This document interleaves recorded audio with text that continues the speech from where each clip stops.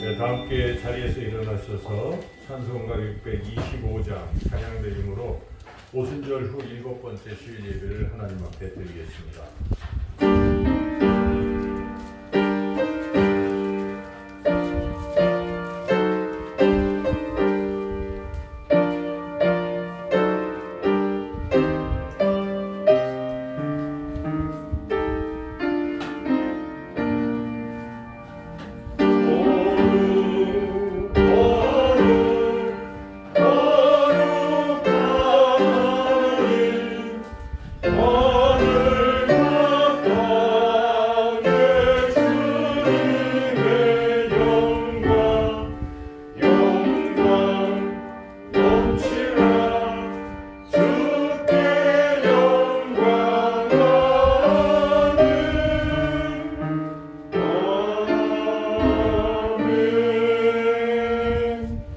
너희는 여호와 우리 하나님을 높여 그의 발등상 앞에서 경배할지어다. 그는 거룩하시도다. 너희는 여호와 우리 하나님을 높이고 그 성전에서 예배할지어다. 여호와 우리 하나님은 거룩하심이로다. 아멘.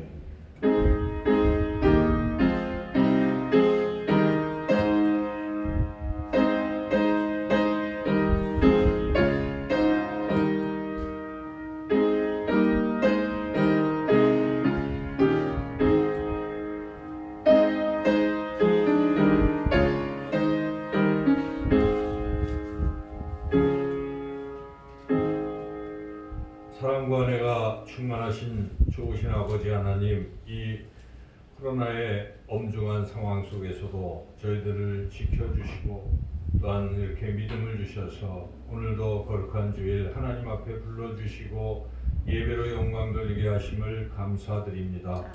이곳에 임재하셔서 우리의 예배를 기뻐 받아주시며 하나님의 그 귀한 사랑과 은혜를 더욱 깊이 깨닫고 더욱더 하나님을 사랑하며 하나님을 경배하는 삶이 될 수 있도록 성령께서 역사하여 주시옵고 이 예배를 통해 홀로 영광 받으시기를 원하오며 예수님의 이름으로 기도드리옵나이다. 아멘. 찬송가 25장 찬양하겠습니다.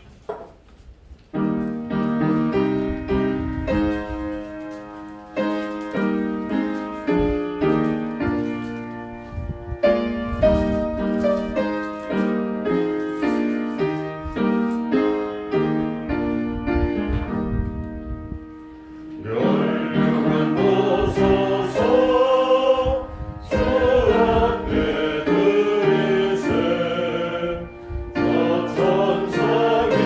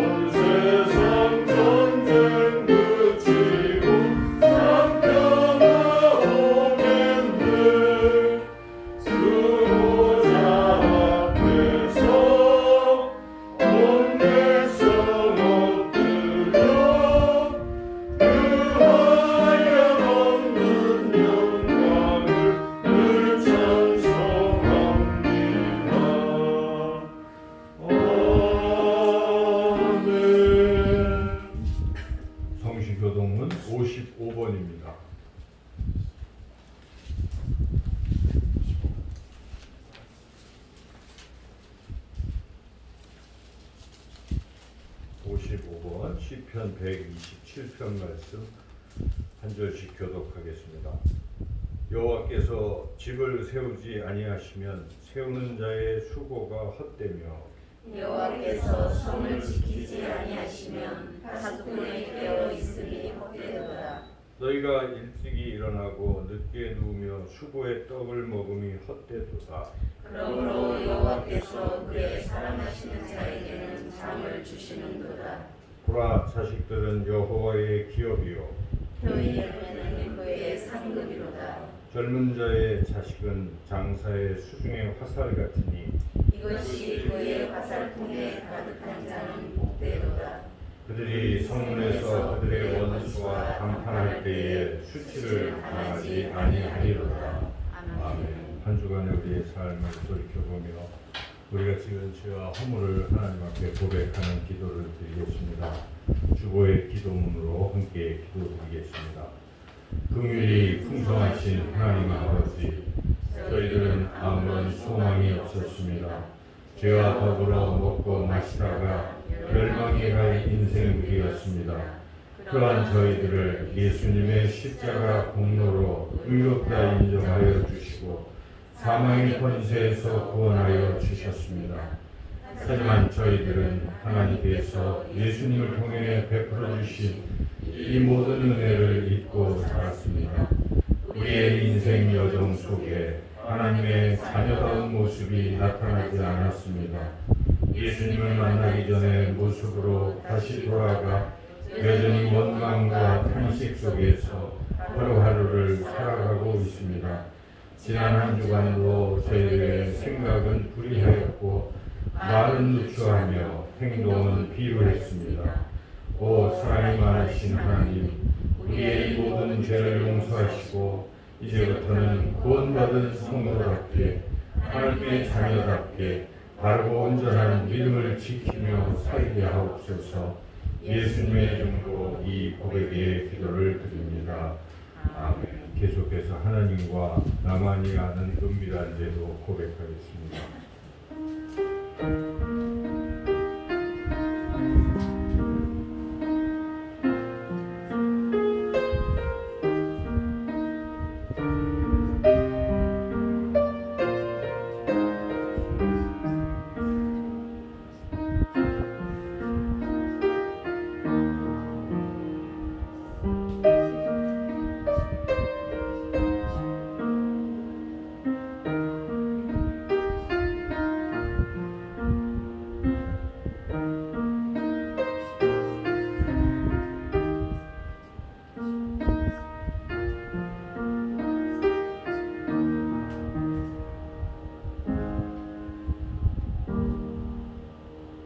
너희가 과연 이 모든 악을 행하였으나 여호와를 따르는 데에서 돌아서지 말고 오직 너희의 마음을 다하여 여호와를 섬기라.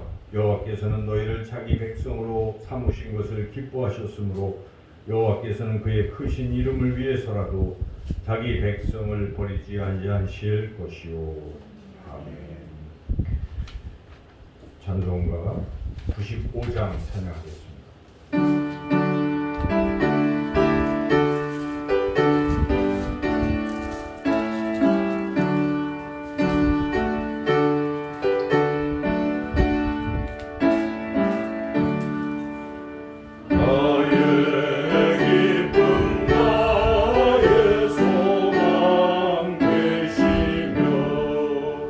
나의 생명이 되신 주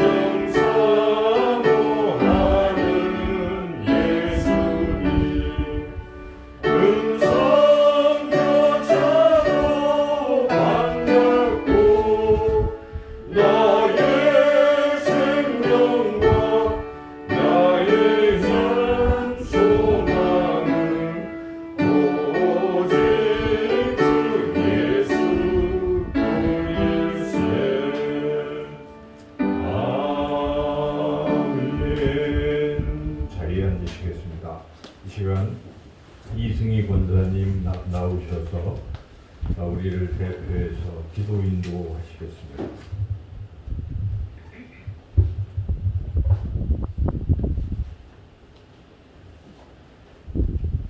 만물의 주관자이신 하나님 아버지, 이 시간 저희들 찬양과 경배를 드리며 하나님께 예배를 드립니다. 하나님 영광 받아 주시옵소서. 주님의 역사하심 가운데 성관계를 보내고 이제 7월 둘째 주 예배를 드립니다. 연약하고 부족했고 때로는 죄와 허물로 인해 하나님 앞에 설 수 없었지만 주님 지켜주셨으며 감사를 드립니다. 이제 여호와 이레 하나님께 의지합니다. 남은 하반기도 저희들의 모든 삶을 지켜주시고 이 험한 세상 가운데서 저희들의 삶을 보호 인도하여 주실 것을 믿습니다. 아멘. 지난 한 주간도 제단에서 주신 귀한 말씀 붙잡고 위로받는 삶을 살게 하신 주님 감사합니다. 오늘도 하나님 하늘 문을 여시고 신령한 축복과 은혜로 저희를 인도하여 주시길 원합니다. 이 시간 먼저 우리 나라가 하나님을 경외하고 하나님을 인정하고 기도하는 나라가 자가 가득한 나라가 될 수 있도록 도와주시옵소서. 코로나19 변이 바이러스로 인하여 확진자가 기하급수적으로 증가하고 이 사태가 종료될 수 있을지 불안해하고 있습니다. 백신 공급이 조속히 이루어져 집단 면역이 생길 수 있게 도와주시고 치료제도 만들어 주실 수 있게 하여 주시옵소서. 이 어려운 시기에 저희들의 삶을 지켜주시고 이겨나갈 지혜와 방법을 허락하여 주시옵소서. 하나님 아버지, 저희 교회를 위해 기도드립니다. 저희 교회는 각각 크고 작은 일신의 문제로 힘들어하고 있습니다. 건강의 문제, 자녀와 부모님의 구원의 문제, 경제적인 것 등등 하나님께서 아시오니 우리 교인들 서로 간절한 마음으로 중보 기도하게 하시고 저희의 기도를 들어주시옵소서. 오늘은 말씀 전하시는 목사님 성령의 능력으로 붙들어 주시고 생명의 말씀으로 우리의 영혼을 깨우쳐 주시옵소서. 이 모든 말씀 우리 주 예수 그리스도의 이름으로 기도드렸습니다. 아멘. 예수님께서 우리에게 가르쳐 주신 주기도문을 함께 드리겠습니다. 하늘에 계신 우리 아버지, 아버지의 이름을 거룩하게 하시며 아버지의 나라가 오게 하시며 아버지의 뜻이 하늘에서와 같이 땅에서도 이루어지게 하소서. 오늘 우리에게 일용할 양식을 주시고 우리가 우리에게 잘못한 사람을 용서하여 준 것 같이 우리 죄를 용서하여 주시고 우리를 시험에 빠지지 않게 하시고 악에서 구하소서. 나라와 권능과 영광이 영원히 아버지의 것입니다. 아멘.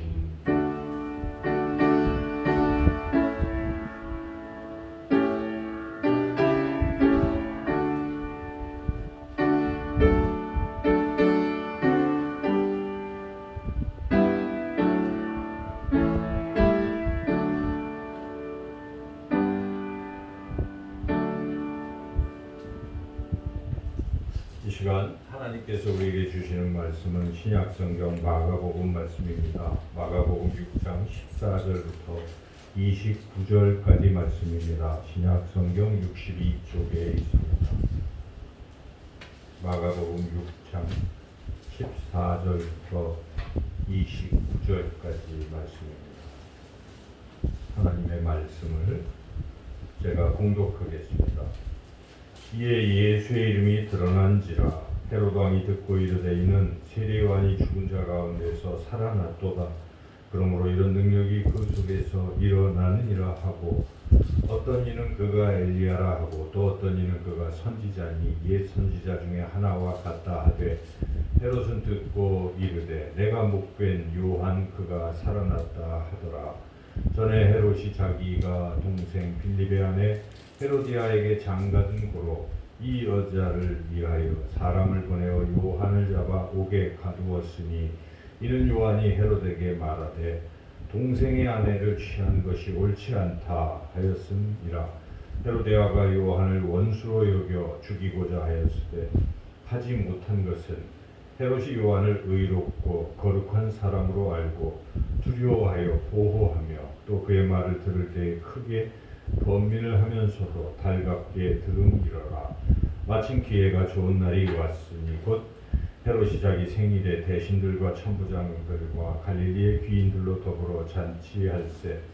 헤로디아의 딸이 친히 들어와 춤을 추고 헤롯과 그와 함께 앉은 자들을 기쁘게 한지라. 왕이 그 소녀에게 이르되 무엇이든지 네가 원하는 것을 내게 구하라 내가 주리라 하고 또 맹세하기를 무엇이든지 네가 내게 구하면 내 나라의 절반까지라도 주리라 하거늘 그가 나가서 어머니에게 말하되 내가 무엇을 구하리이까. 그 어머니가 이르되 세례 요한의 머리를 구하라 하니 그가 곧 왕에게 급히 들어가 구하여 이르되 세례 요한의 머리를 소관에 얹어 본대에게 주기를 원하옵나이다 하니 왕이 심히 근심하나 자기가 맹세한 것과 그 앉은 자들로 인하여 그를 거절할 수 없는지라. 왕이 곧 시병 하나를 보내어 요한의 머리를 가져오라 명하니 그 사람이 나가 옥에서 요한을 목베어 그 머리를 소관에 얹어다가 소녀에게 주니 소녀가 이것을 그 어머니에게 주니라. 요한의 제자들이 듣고 와서 시체를 가져다가 장사하니라. 아멘. 기도하겠습니다.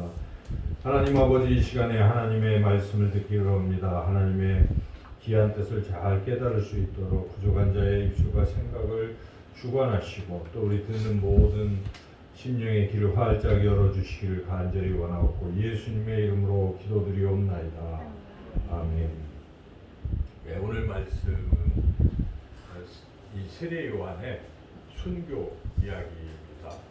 그래서 세례 요한이 순교한 이야기인데 이 세례 요한 할 때 요한이라는 이름이 성경에 이제 두 사람이 요한이 있지 않습니까?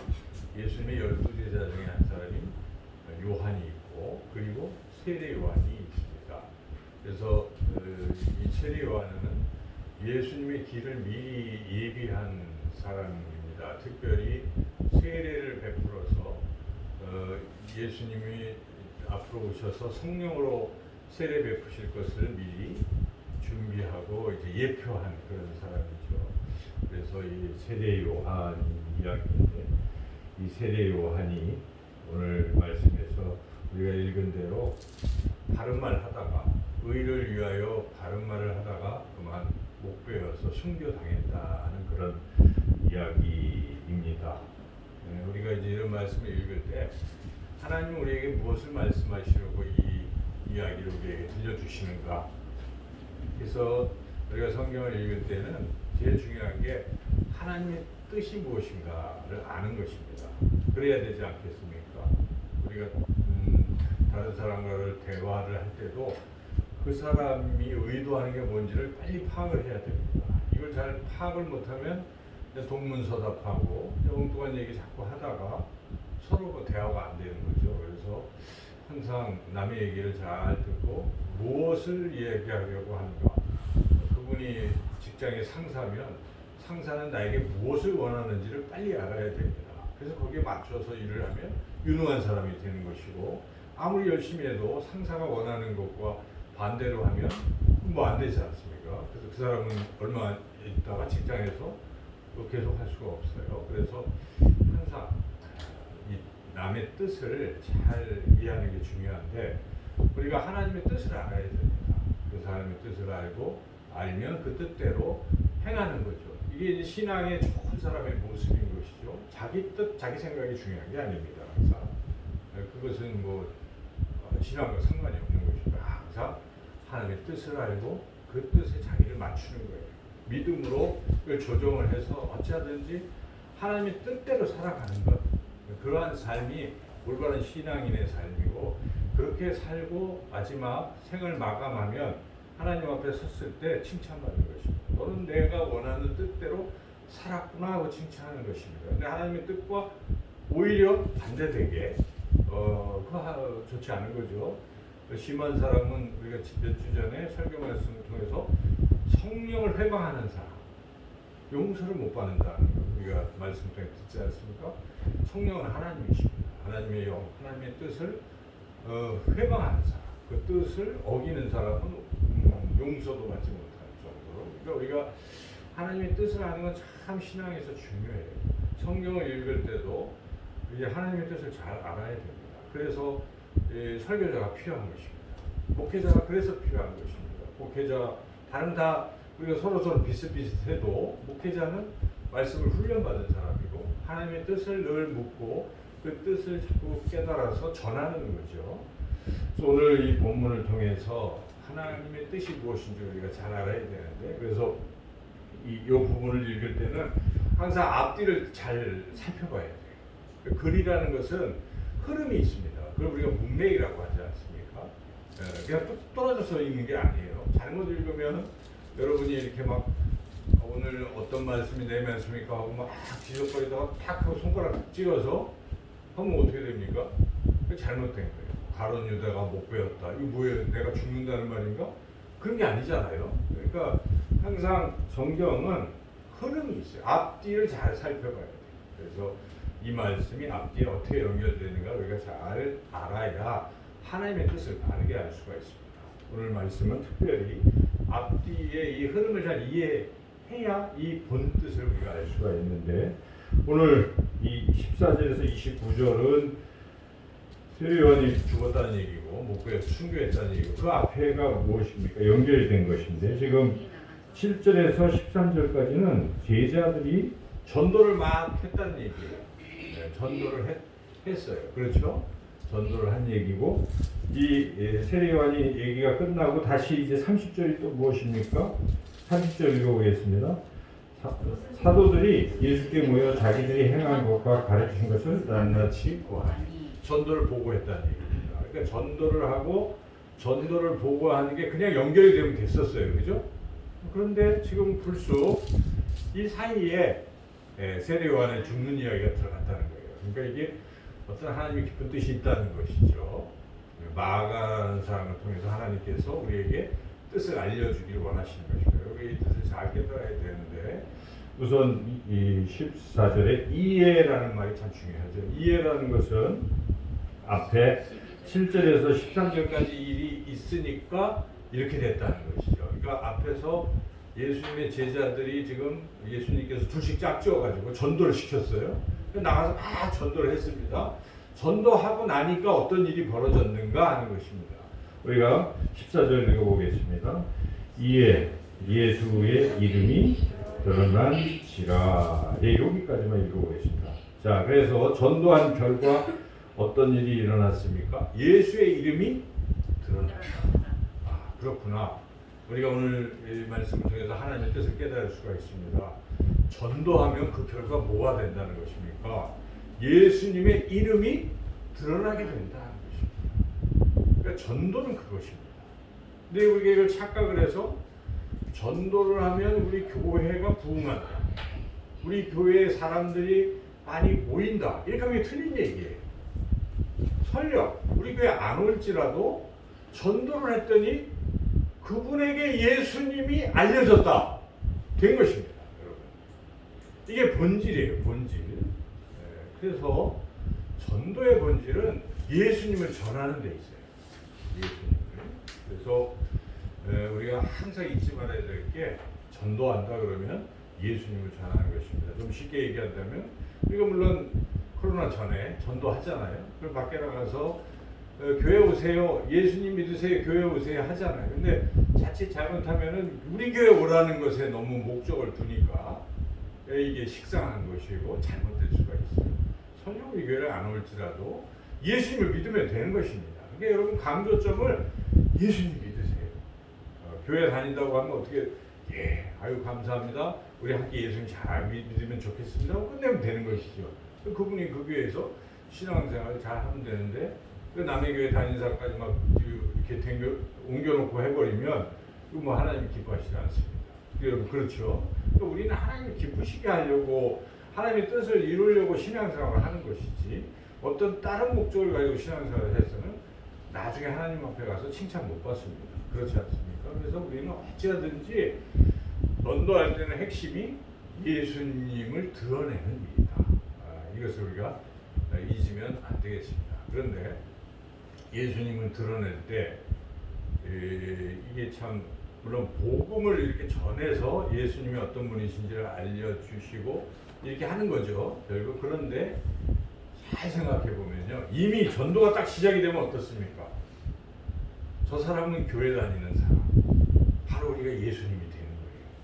우리가 어떻게 말하느냐에 따라서 예수님이 그렇게 드러난다는 것입니다. 우리가 화를 내고 있으면 어떻게 되겠습니까? 예수님이라는 분은 화를 내는 분이구나 라고 합니다. 우리가 사랑을 하지 않고 미워하고 있으면 어떻습니까? 예수님은 미워하는 사람으로 이렇게 사람들에게 전해지고 있는 거예요, 지금. 그러니까 우리가 이 삶에서 따뜻하고 사랑이 많으면 아, 예수님은 그런 분이겠구나 이렇게 하는 것입니다. 우리가 언행 심사가 굉장히 중요한 것입니다. 비단 복음 제시하는 그것을 넘어서 우리의 삶의 모습 전체가 지금 예수님을 전하고 있는 것입니다. 저는 그런 측면에서 참 두려워요. 목회자는 더 그래요. 그렇죠? 목사라는 타이틀이 있으니까 숨을 내야 숨을 수가 없는데, 목사가 그런 말을, 목사가 그런 행동을 하면 이미 예수님의 영광을 막 가리는 일이 되잖아요. 그래서 얼마나 힘듭니까? 여러분도 마찬가지. 여러분이 장로가 되고 또 권사이시고 또 집사님이시고 성도님이시고, 그런데 여러분이 어딜 나가도 다 타이틀이 붙어 있잖아요. 물론 숨기고 살면 괜찮겠지만, 안 드러나겠지만 그래도 다 알아요. 그런데 목사가 그랬대, 장로가 그랬대, 그게 뭐 예수님이 그런 분이야 라고 알기 때문에 우리가 전도에 있어서 굉장히 중요한 부분은 이런 부분이에요. 그래서 우리가 항상 전도할 때 핵심 무엇입니까? 나 때문에 예수님이 드러난다 하는 것이죠. 그래서 전도는 예수님을 드러내는 것이다 하는 것을 우리가 오늘 본문을 통해서 분명히 깨달아야 한다는 것이죠.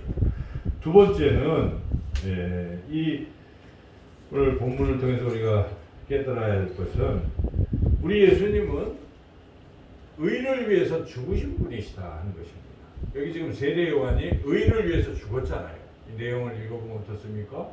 예수님, 이 세례 요한이 지금 보니까 그 헤롯 왕이 당시에 갈릴리가 있잖아요. 갈릴리 지방을 지배하던 사람이 헤롯 안티파스입니다. 근데 이 헤롯 안티파스가 그 옆에 그 이두메 지역에 빌립이 다스리고 있던 나라에서 그 빌립의 형이 있었어요. 형은 좀 평범한 사람이에요. 오히려 동생이 이제 그 이두메를 지배하는 왕이 되어 있는 것이. 그런데 그 형의 빌립의 아내가 있었어요. 헤로디아라는 여자가 있었어요. 근데 이 헤로디아가 욕심이 많아요. 야망이 커요. 자기 남편이 그냥 평범한 남자니까, 나는 저 동생 빌립처럼 내가 왕비가 되면 좋겠다 이런 생각을 하다가 헤롯 안티파스랑 눈이 맞은 거죠. 그래서 헤롯 안티파스는 이복 동생의 아내를, 또 헤로디아는 이렇게 형님 되는 사람을, 근데 그것도 뭐 사별했거나 뭐 이런 게 아니라 버렸어요. 헤로디아가 버리고 이쪽에서 뺏은 것이죠. 그래서 둘이서 결혼한 것입니다. 이거 옳지 않잖아요. 이미 성경에 뭐 동생의 아내를 못 뺏으면 안 된다, 이게 다 나와 있는 거예요. 성경에 이미 모세오경 쪽에 다 알고 있는 거예요. 그럼에도 불구하고 그런 일을 한 거예요. 근데 왕이니까 사람들이 별로 이야기를 못 하고 있는데, 세례요한은 안 그런 겁니다. 세례요한은 하나님 말씀대로 사는 사람이기 때문에 잘못된 거예요. 그래서 헤롯 앞에서 그 얘기를 한 거예요. 헤로디아도 들었겠죠. 헤롯은 그나마 여기 오늘 보면은 이 세례요한 얘기 잘 듣고 있었어요. 달갑게 듣고 이렇게 은혜도 받고 이래서 그냥 이러고 있었는데, 문제는 헤로디아는 안 그런 사람이에요. 그 헤로디아가 이야기를 듣고 이제 앙심을 푸는 것입니다. 앙심을 품고 어떻게 한 것입니까? 죽여야 되겠다 생각한 것이죠. 그러다가 기회가 왔어요. 헤롯이 이렇게 뭐 기분 좋게 뭘 하고 그럴 때 자기 딸을 슬쩍 보내서 그 세례요한의 목을 베달라 이렇게 해서 세례요한이 순교했다는 게 오늘 본문의 내용 아니겠습니까? 결국 요약을 해본다면 이 세례요한은 왜 죽었습니까? 바른 말 하다가 의를 위해서 죽은 거예요. 근데 이 얘기가 여기에 왜 들어가요? 물론 역사적 사실인데, 여기인 것은 우리 예수님께서 곧 의를 위해서, 옳은 일을 위해서 목숨을 주실 것이다 하는 것을 미리 예표한 것입니다. 세례 요한의 사명은 다른 게 아닙니다. 예수님을 예표하는 거예요. 그래서 세례 요한은 먼저 세례를 자기가 요단강에서 베풀었죠. 그것은 6개월 뒤에 오실 예수님이 성령으로 세례 줄 것을 보여주려고 했던 것입니다. 그래서 세례 요한의 삶은 철저히 나는 쇠하여야 하고 그는 흥하여야 하리라. 예수님은 흥하여야 하리라. 자기는 자꾸 소멸되고 예수님을 드러내는 그러한 삶을 살았던 분인데 그분이 이제 죽을 때도 그거 한 거예요. 이렇게 의인을 위해서 죽은 것처럼 뒤에 오실 예수님도 십자가에서 인류를 구원하시기 위해서 죽는다는 사실을 보여준 것입니다. 그래서 우리가 이 말씀을 쭉 읽을 때 그냥 이 스토리에만 집착하면 무슨 생각이 듭니까? 참 세례 요한 안타깝다. 참 이 젊은 나이에 죽었구나. 참 마음이 아프다. 이렇게 생각하죠. 근데 물론 마음이 아픈 거예요. 근데 그것만 느끼고 있으면 안 되고 더욱 안타깝게 느껴야 될 사실이 무엇이겠습니까? 우리 예수님이 죽으셨다는 것입니다. 바로 나를 위해서. 나의 죄를 짊어지시고 예수님께서 십자가에 죽으셨다는 이 놀라운 사실을 우리가 다시 한번 깊이 생각해야 한다는 것입니다. 본문을 읽을 때 우리 예수님이 날 위해 죽었구나. 이 세례 요한이 의를 위해서 그렇게 헛되게 젊은 나이에 생을 잃는 것 우리 예수님 33세의 나이에 나의 죄를 짊어지시고 죽었구나 하는 것을 우리가 깊이 여기서 깨달아야 한다는 것이죠. 여러분 우리의 모든 죄를 예수님이 짊어지시고 십자가에서 죽으신 것을 믿으십니까? 예, 그렇습니다. 예수님은 우리를 위해서 죽으신 거예요. 우리가 그 사랑으로 사는 거예요. 그 은혜 때문에 우리 죄 사함 받고 우리가 하나님의 자녀가 되고 영원한 하나님 나라 백성이 됐다는 사실이죠. 이 은혜를 우리가 결코 잊어서는 안 되고 이 은혜 없이 살 수 없는 것입니다. 그래서 교회 오시면 꼭 들어야 될 말씀 지금 제가 전한 이 말씀이에요. 그럼 다 잊어버려도 주님이 나를 위해 죽으셨지. 예배 드릴 때마다 그걸 다시 한번 회상만 할 수 있다면 한 주간 은혜 속에 또 살아가는 것이죠. 소망을 갖고 사는 것입니다. 내가 비록 죄인이지만 예수님 때문에 내가 의인이 되었구나. 벌레만도 못한 내가 의롭게 되었구나. 주여 감사합니다. 내가 감히 하나님의 자녀가 되었구나. 이런 은혜로 우리가 사는 것이죠. 그래서 우리가 이 본문을 통해서 우리 예수님이 날 위해 죽으셨구나. 십자가에 죽으셨구나. 세례 요한이 그렇게 죽은 것처럼 죽으셨구나 하는 것을 분명히 우리가 함께 깨닫고 그 은혜로 한 주간도 살아가시기를 주님의 이름으로 축원합니다. 세 번째 우리가 이 본문에서 깨달을 것은 이제 결론적으로 자 우리 예수님도 날 위해 죽으셨습니다. 세례 요한도 의를 위해서 죽었습니다. 그리고 그 앞에 내용은 예수님의 제자들이 전도한 내용이에요. 그리고 전도를 마친 내용인데 이 본문은 제자들도 세례 요한처럼 예수님처럼 전도를 위해서 순교할 것이다 하는 것을 또 얘기하는 것입니다. 그래서 이 11제자 여기서 물론 한 명은 슬쩍 빠졌지만 가룟 유다는 빠졌지만 나머지 11제자는 다 순교한 것이 물론 사도 요한은 반모섬에서 95세에 생을 마쳐서 그렇게 바로 젊은 나이에 죽지는 않았지만 그가 유배된 상태에서 계속 있었기 때문에 거의 순교에 준하는 것이죠. 그래서 모두가 십자가를 지고 죽었다 하는 것이죠. 그래서 예수님이 마지막으로 제자들에게 너희가 나를 따르려면 자기를 부인하고 자기 십자가를 지고 나를 따를 것이다. 그렇게 복음 전파를 위해서 생명을 걸어라 라고 말씀하신 것입니다. 이 말씀은 바로 오늘 우리에게 동일하게 하시는 말씀입니다. 성경은 시대를 초월하고 그렇기 때문에 똑같은 거예요. 우리에게 주시는 말씀이에요. 우리가 이것을 내게 주시는 말씀을 듣지 아니하면 아무런 상관이 없는 것입니다. 그랬구나가 아니라 이제 나에게 주시는 말씀으로 듣고 나는 그러면 어떻게 할 것인가?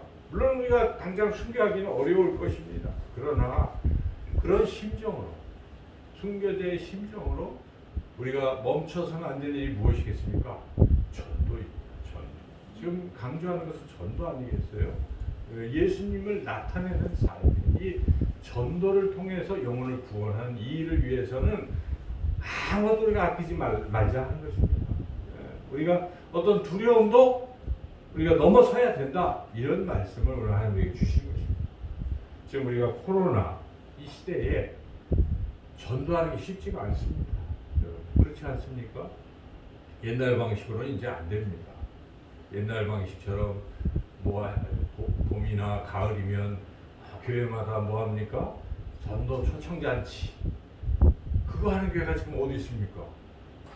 큰일 나죠. 코로나 때문에 못 하잖아요.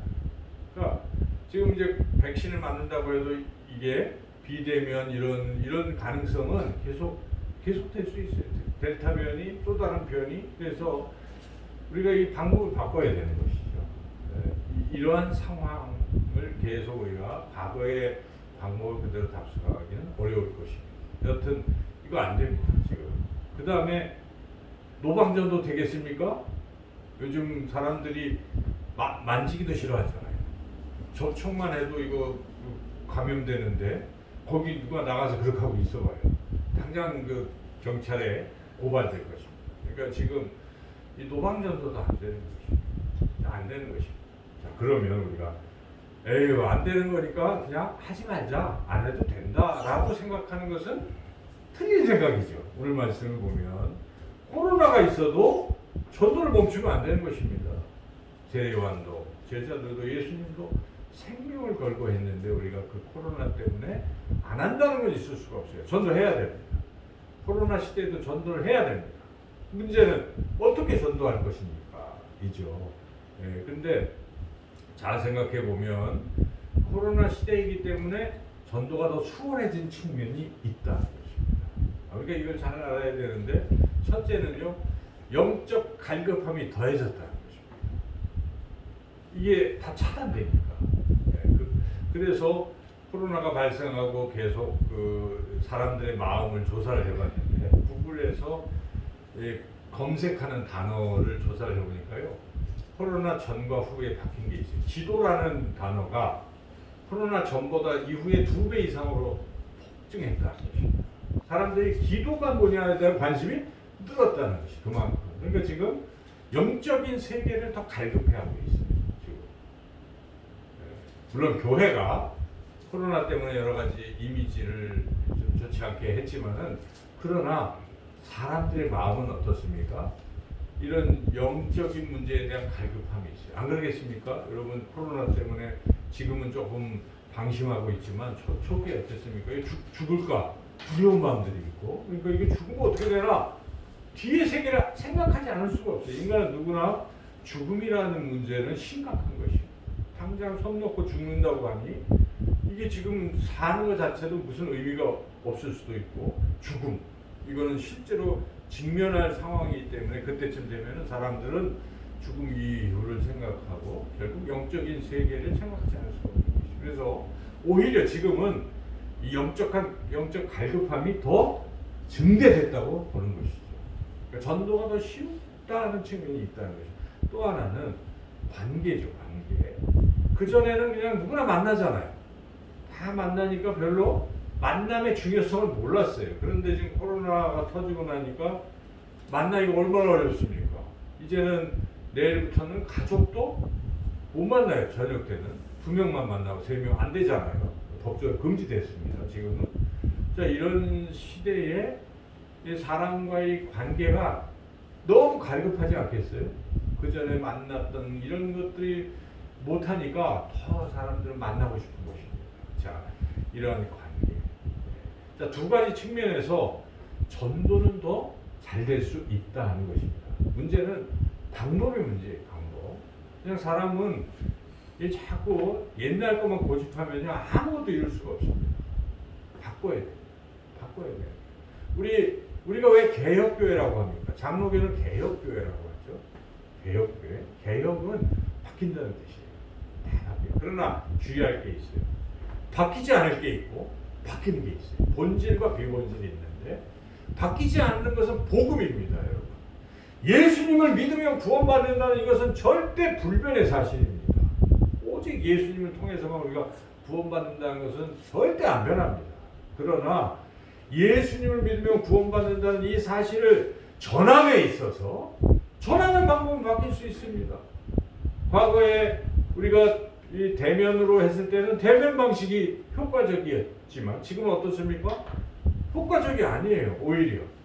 그러면 다른 방법을 우리가 찾아가야 되는데 비대면으로 우리가 얼마든지 복음을 전할 수가 있어요.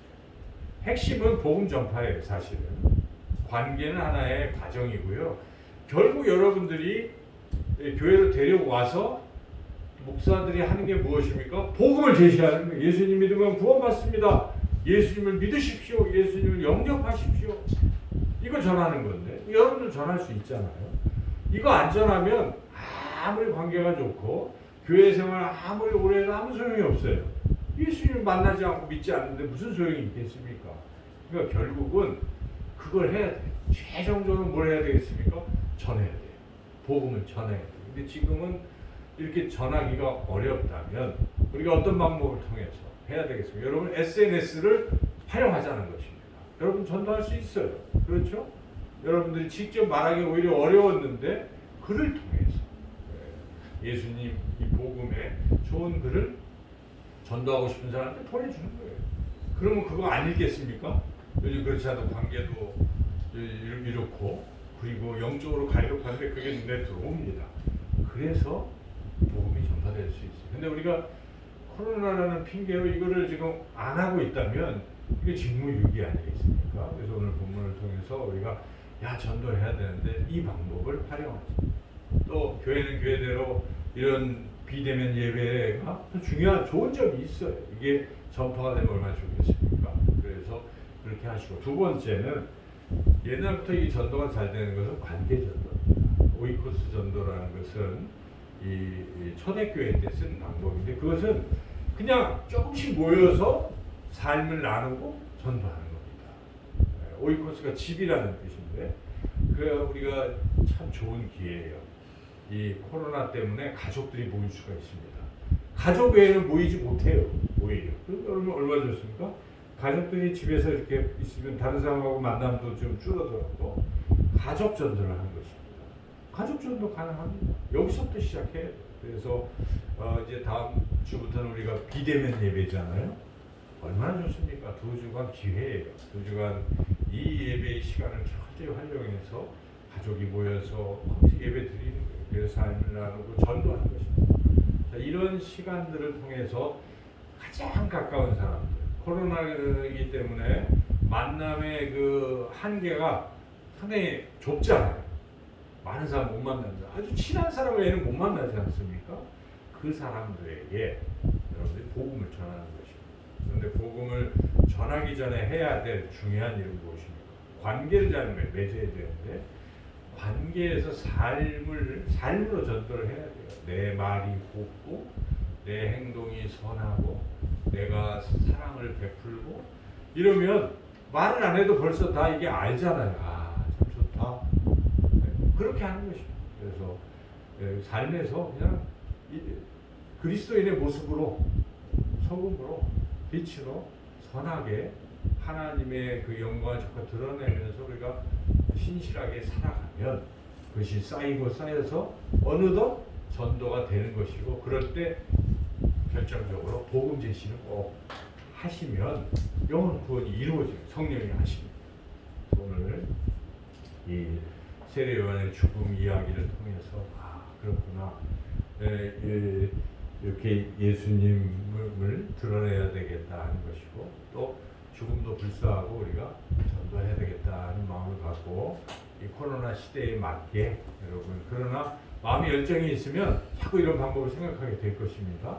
기도하시고 이 한 주간도 특별히 이제 12일부터 이 비대면 이런 상황 속에 더욱더 기도하시고 복음을 전파하시는 저와 여러분 모두가 되시기를 주님의 이름으로 축원합니다.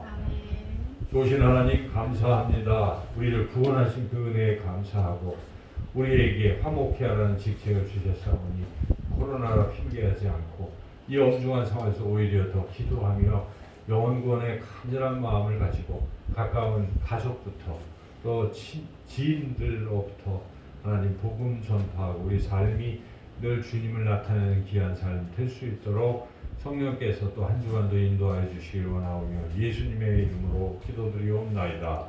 아멘.